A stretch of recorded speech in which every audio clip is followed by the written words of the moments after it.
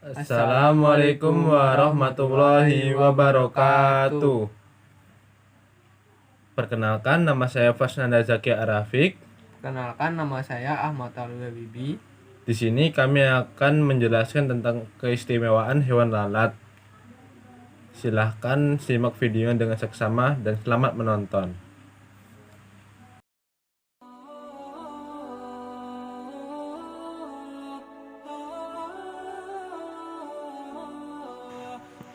Menurut orang-orang, lalat itu hewan yang kotor dan sumber dari segala penyakit. Namun, mengapa dibalik sosoknya yang kotor itu Allah tak ragu membuat perumpamaan dengannya? Sebagaimana dalam surat Al-Hajj ayat 73 yang artinya, "Wahai manusia, telah dibuat suatu perumpamaan, maka dengarkanlah. Sesungguhnya segala yang kamu seru selain Allah tidak dapat menciptakan seekor lalat, walaupun mereka bersatu untuk menciptakannya. Dan jika lalat itu merampas suatu dari mereka, mereka tidak akan dapat merebutnya kembali dari lalat itu, sama lemahnya yang menyembah." Berhati-hatilah, jangan sampai pandangan remeh kita memalingkan kita untuk merenungi dan bertafakur terhadap ayat-ayat Allah yang ada di dalamnya, sebab tanda kuasa keagungan dan keajaibannya selalu ada di balik ciptaan-ciptaannya. Ya, tubuh lalat diperbesar sampai 100 kali sehingga terlihat jelas dan detail, dan organ tubuhnya begitu pula kemampuannya, maka siapapun yang melihat akan tercengang. Makhluk yang dipandang lemah dan kotor itu ternyata memiliki kemampuan yang luar biasa yang tidak sanggup tercanggih sekalipun ia mampu terbang dengan kecepatan. Untuk makhluk seukuran tubuhnya yang mampu berpindah dari satu tempat ke tempat lain dengan mampu mengembangkan sayap 200 hingga 400 kali, tak heran jika ia mampu mengoceh pihak yang mengejarnya. Yang lebih mengundang banyak perhatian adalah pada hadis Rasulullah SAW, Abu Hurairah radhiyallahu anhu, beliau bersabda, "Jika lalat jatuh di minuman salah seorang dari kalian, maka lalat tersebut kemudian angkat kembali, sebab dalam salah satu sayapnya ada penyakit, sedangkan pada sayap lainnya terdapat obatnya." Di dunia sains modern menguatkan kebenaran hadis tersebut.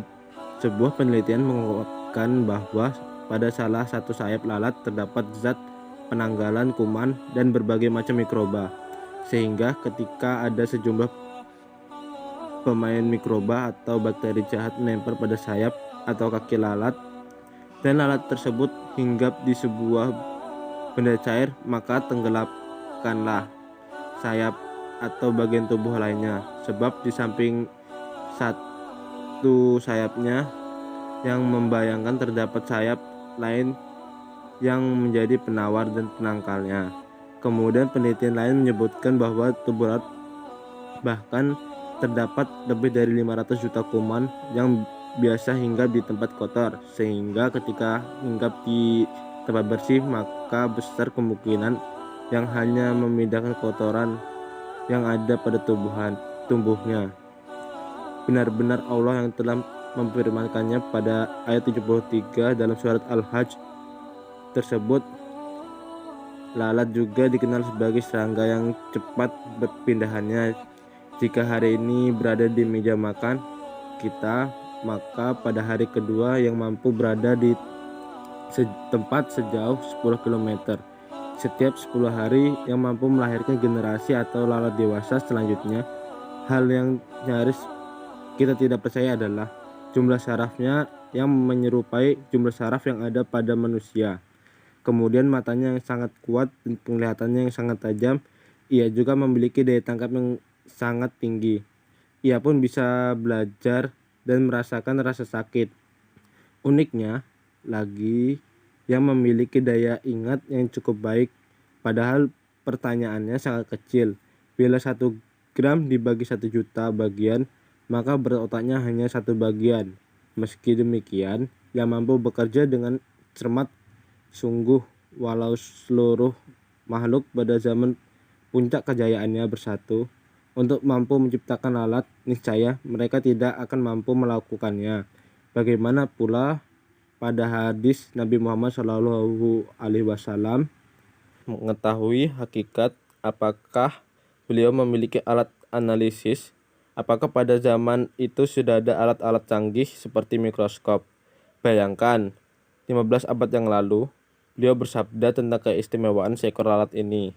Menjadi bukti jika Nabi Muhammad SAW adalah benar-benar seorang utusan yang mana diutus oleh Allah Subhanahu wa Ta'ala kepada seluruh manusia yang ada di muka bumi ini.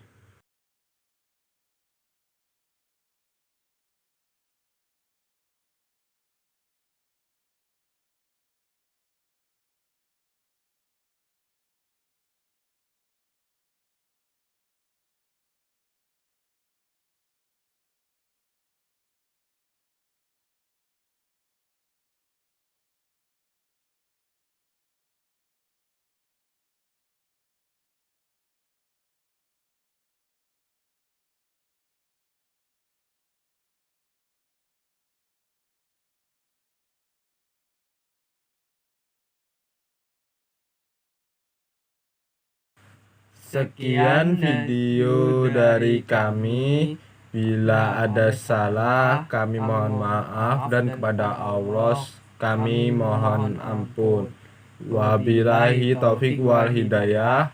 Wassalamualaikum warahmatullahi wabarakatuh.